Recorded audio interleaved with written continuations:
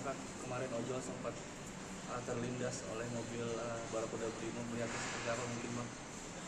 Secara sisi. Iya, secara dari segi hukum sendiri. Oke.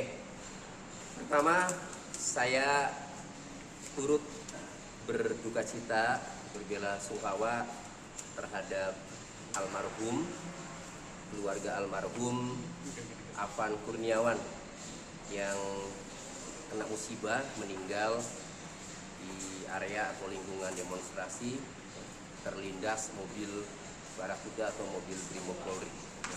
Semoga almarhum Afan Kurniawan husnul khotimah dan kepada keluarga yang ditinggalkan semoga diberikan ketebahan. Oke, jadi secara hukum saya akan memberikan pendapat beberapa kemungkinan ya.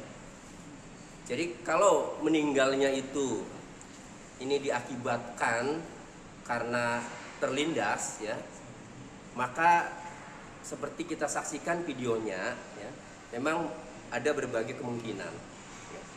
Kalau kemungkinannya itu ya, yang mengendarai mobil Barakuda, mobil Brimob tersebut ya, itu dia tidak sengaja atau lalai ya. Lalai dalam arti lalai itu dia tidak sengaja tuh untuk menabrak kemudian sampai meninggal, itu tidak sengaja misalnya, maka oknum polisi ya atau pelaku itu bisa dikenakan dengan pasal 359 KUHP dan atau pasal 310 Undang-Undang Lalu Lintas. Pasal 359 KUHP itu ya, itu tindakan karena kealpaannya, kelalaiannya mengakibatkan orang meninggal. Ancaman hukumannya itu 5 tahun ya, 5 tahun penjara paling lama. Nah, kemudian kalau pasal 310 KUHP ini juga sama ya, mengendarai kendaraan ya, kemudian karena kelalaiannya atau kealpaannya mengakibatkan orang meninggal dunia. Nah, ini ancaman hukumannya paling lama 6 tahun. Itu kalau ya, pengemudinya itu lalai atau tidak sengaja ya, mengakibatkan Afan Kurniawan itu meninggal dunia. Tetapi lain lagi seandainya ya, ternyata hasil pemeriksaan ya, atau hasil pengamatan misalnya sengaja ya, sengaja dalam arti sudah tahu ini ada orang ya, ada orang memakai jaket Gojek yang sangat terang ya, terlihat, tetapi kemudian dia tabrak ya. Setelah ditabrak kemudian misalnya sudah tahu ini ya, bahwa setelah tertabrak ini kan berasa atau tahu, malah kemudian misalnya maju lagi kemudian akhirnya sampai terlindas. Nah, ada dua nih, ketika terlindas ya, maju lagi sampai terlindas itu ada dua kemungkinan. Kemungkinan pertama bisa panik, kemungkinan kedua sengaja. Nah, saya akan membahas yang sengaja. Kalau memang ya sudah tahu ada orang kemudian tertabrak ya, itu kan tahu nih misalnya, oh tertabrak ini harusnya mundur kemudian jangan maju lagi ya, kemudian tiba-tiba maju lagi, akhirnya tertabrak, terlindas dan membuat korban meninggal dunia. Nah, jika ia sadar bahwa maju lagi itu dia sadar, misalnya karena benci, karena kesal ini sudah mengganggu dan seterusnya misalnya ya, maka saya berpendapat pelaku oknum polisi ini bisa dikenakan pasal 338 tentang pembunuhan dengan ancaman pidana penjara paling lama 15 tahun. Nah, tetapi itu semua kembali kepada penyidik. Saya tadi menyaksikan konferensi pers ya. Ternyata untuk tindak pidananya atau di reskrimnya ini belum ditetapkan tersangka. Informasinya masih penyelidikan. Lalu bagaimana dia sudah menggunakan kaos hijau ya, kaos biru apa hijau itu ya, kaos hijau ya, tahanan ada 7 itu menggunakan kaos tahanan hijau.